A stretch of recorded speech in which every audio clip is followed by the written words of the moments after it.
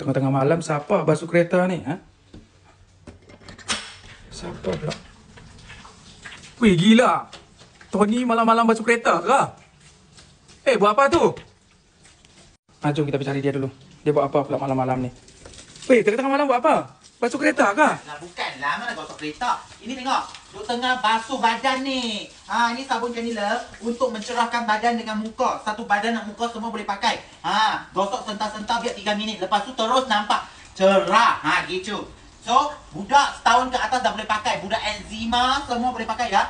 Untuk sunburn, tempat-tempat yang gelap, berdaki, berkerak itu, sentar-sentar biar 3 minit dah boleh pakai. Ingat aku rajin duk cuci kereta tengah-tengah malam. Aku gosok badan lah. Ingat apa? Nak kulit cantik kena lah rajin duk sental-sental ya. Gitu aku tengok. Muka badan semua boleh pakai. Semua sabun untuk sabun Canila ada lulusan JKM, lab test dan kirim. Budak setahun ke atas dah boleh pakai. Hampa wajib buat sekarang ya. Tekan kat kuning tulis sekarang. Oh, macam tu rupanya. Ingatkan malam basuh kereta pula. Ambil sabun. Lambat lagi tu dengan basuh kereta tengah malam. Okay, faham. Okay lah, kita tutup. Dia suruh dekat luar je duduk.